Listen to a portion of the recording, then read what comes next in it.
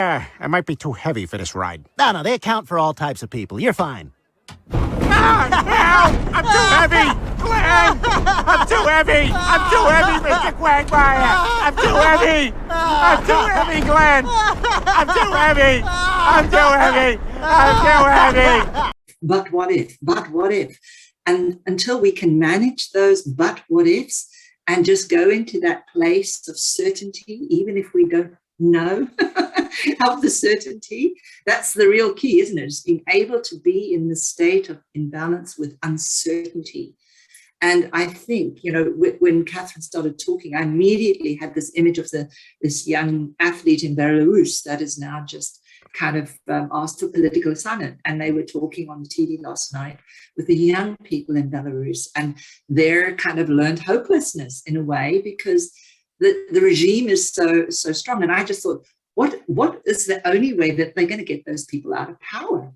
And actually, it's probably going to have to take something really awful to get them out. Well, I mean, and yeah, something absolutely awful. And it's not even contemplative. It's not something that you want to even think about. But until we are able to dissolve the structures that are holding us and those limitations, those saboteurs that get in the way, we can't take that first step. And these are the lies. These are the lies we tell ourselves. So I think, like in India, I've never seen such entrepreneurial people. You can walk to any mountain and there will be a chai shop.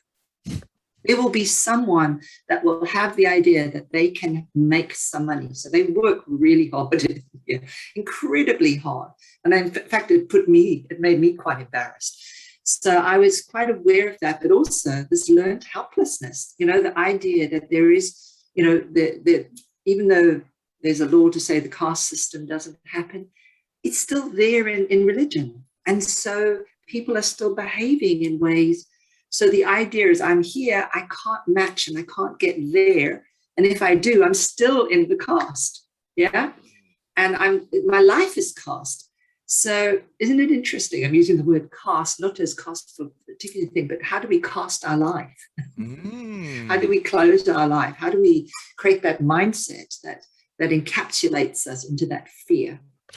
That's why I was saying it's cultural, because there are regions of the world where people have more the entrepreneurship world. I would say about the US. In the US, you have this famous American way of life, the dream, like everyone can become a millionaire by himself.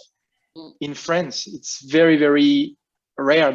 It's very complicated to get that, not because we don't have support or we don't have the same chances, but because culturally, it's much more difficult for people to start their business and start something new.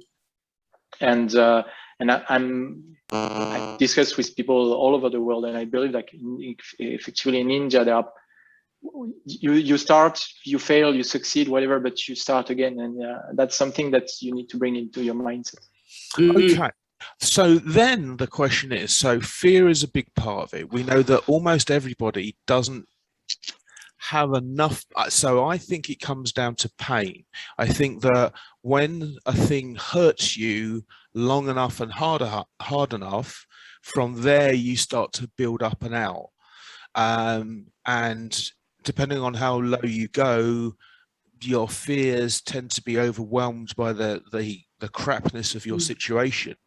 So we're going to talk when we come back about online businesses and cryptocurrency and the various offerings, just as a sort of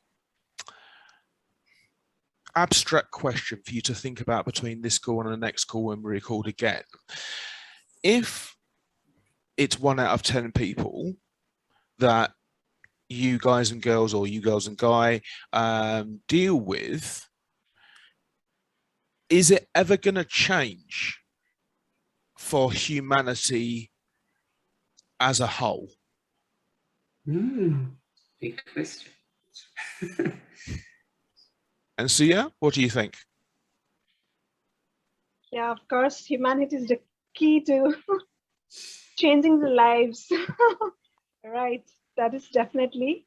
You should have a proper direction. I think, like how you are going to take it up. So I think direction is very essential, like how you can direct them. Yeah. So then this is the question. So I know that I'm a very, very visual thinker. I'm also dyslexic, which helps. You ladies and Nick, you're visual thinkers too? You see pictures in your minds. Yes. So here's the thing. I didn't realize that other people didn't see what I could see, because what I can see is not just what's out here, but what I would like it to be. And I have 15 or 16 different versions running all of the time. If we were able to train children in visual thinking, because it is just it's like having a dream or something like that, do you think that would lead to a change on a wider scale? Catherine? Yeah, I think visual thinking might help. Yes, might help to achieve your goals, but you have first to have the premise is to have first a direction. You should know where you are going, because a lot of people lack clarity. They are confused. They don't know who they are and where they want to go. And that's the problem. If you don't know who you are and where you want to go, it's like Alice in Wonderland. You are lost. Huh? And that's the first premise, is to know who you are and where you want to go. And with this premise, you can start using specific tools like visualization. I think it's a tool that could help manifest your goals. It could. A tool among others. Right. Okay. So if you take a comedian, for example, the comedian tells you the story the way you expect it and then subverts it at the end, and that's what's funny. So we know that to tell comedy, you've got at least 2 parallel running thoughts. When we come back, because we're going to run out, we'll talk about different ways of thinking. If